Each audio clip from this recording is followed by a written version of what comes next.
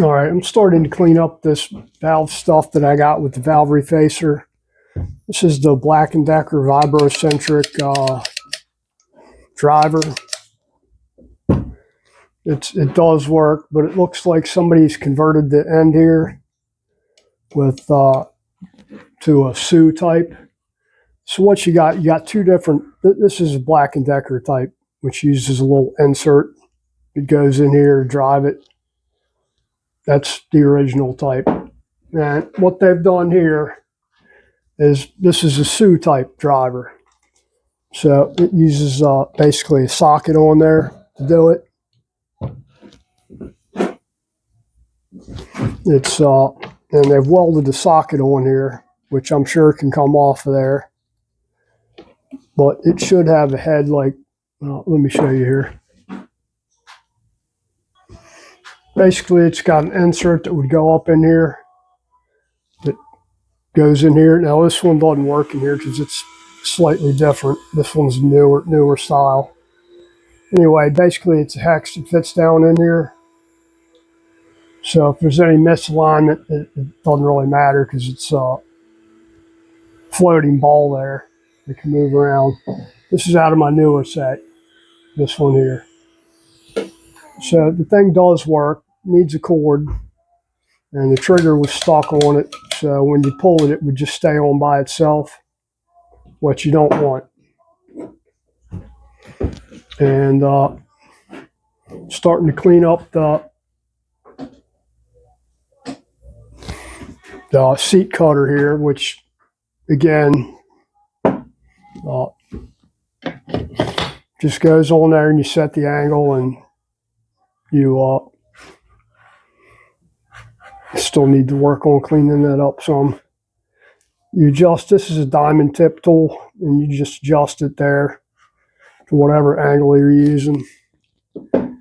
And you move it. Move it forward or back, and I'm still cleaning this thing, so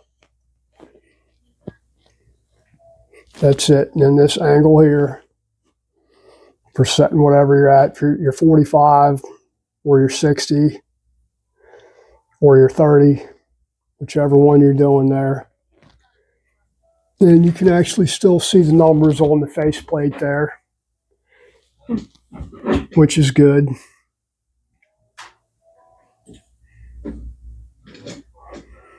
So you just adjust it wherever you need it to, whatever angle, 31, 32, 60, 70, 45, 46, whatever you're doing. Now, typically I use 45, 30, and 60, sometimes 75 or 70 if I'm trying to get down in the bowl better. If I'm trying to do like a 4 angle, I'll do 60 and then maybe a 70 or 75 for like a 5 angle, and then up at the top where it goes in the head at the very top above the 45, I'll do that at a 30. So that's about it. It's clean. Surprisingly, this thing does work pretty good. It does need a cord, but looks like to be original cord on it. It's heavy duty, but if you look at the end here, yeah, that's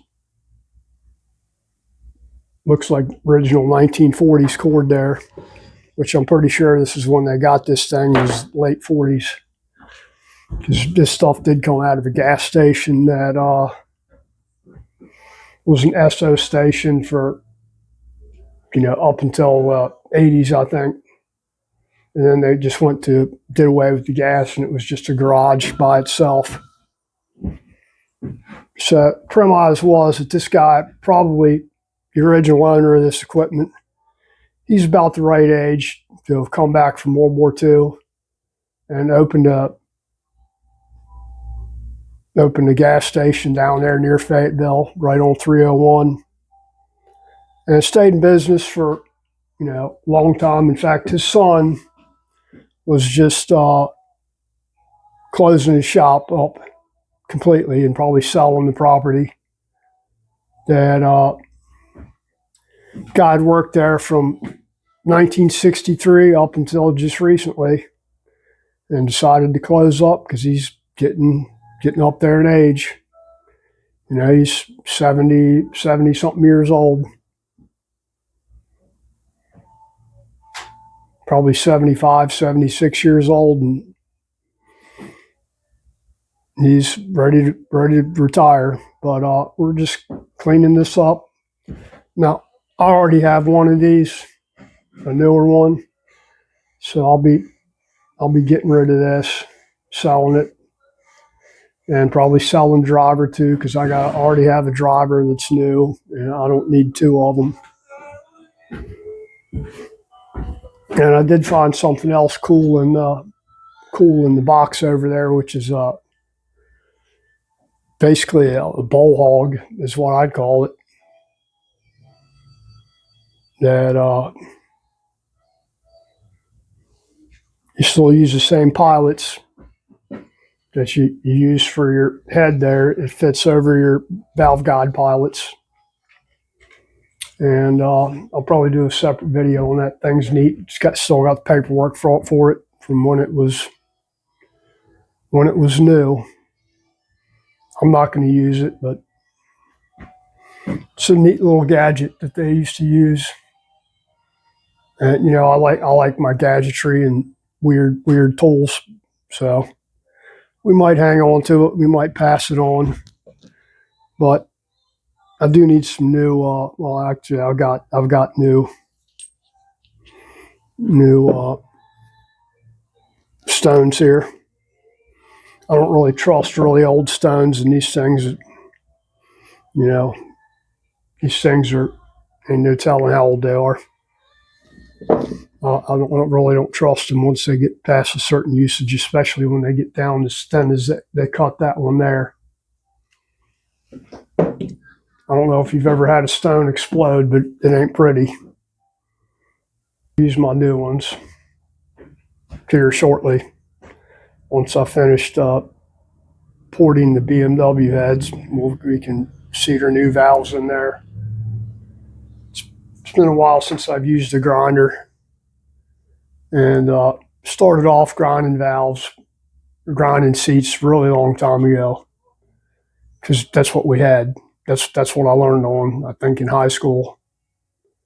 And I always had them up until probably 90, I don't remember what it was, 93, 94, somewhere in there, and got a 100 seat and guide machine, which makes life so much easier. You know, what I used to spend for doing it, amount of time I'd spend doing a performance valve job, using the grinder, and then blending the radius on the seats was a long time.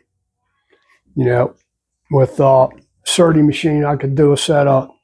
I could do 2 cylinder heads for a Harley in about 20 minutes. That's race cut with the radius on the bottom already cut in the bit. 20 minutes, all 4 valves, perfectly every time. You know, grinding them that way, it'd take hours to get them perfect the way you wanted them to. Or it'd take me that long. But neat stuff. I'd like to have another Surdy or Sonnen or something. The easiest part of it is when you're doing seats, actually putting seats in the heads. It's so much easier with a seat and guide machine, because you set your counter bore where you want it with the correct interference fit, and boom, you're done.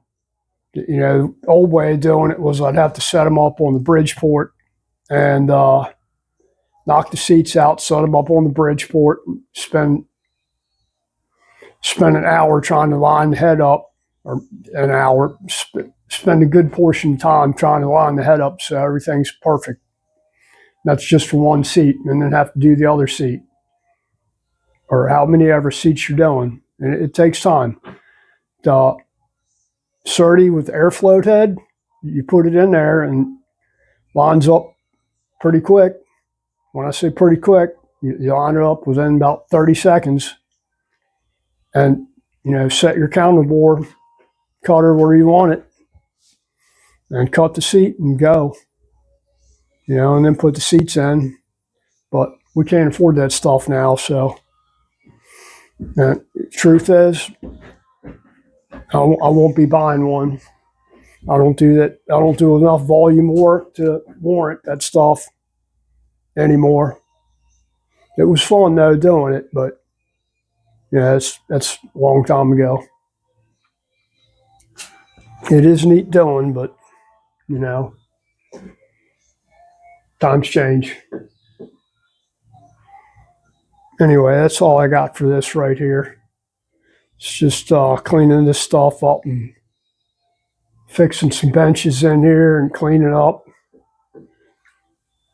Started cleaning up my truing stand over there that been in storage and wasn't stored properly because I had medical problems, and it just kind of went in storage because I couldn't do it.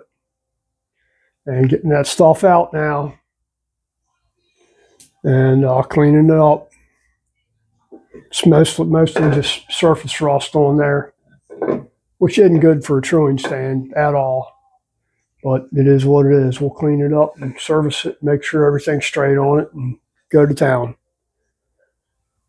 But should be starting on them BMW heads here shortly to finish porting them. I did notice that I'm going to have to add some more epoxy to one of them that I missed a spot in right on the floor, right where I wanted the hump. I got missing a little spot there, so I'll clean those up and add some more epoxy to it before we actually really get. I'll be able to do one of them, and then while I'm doing the other one, I'll have to wait on the epoxy to dry on that other head.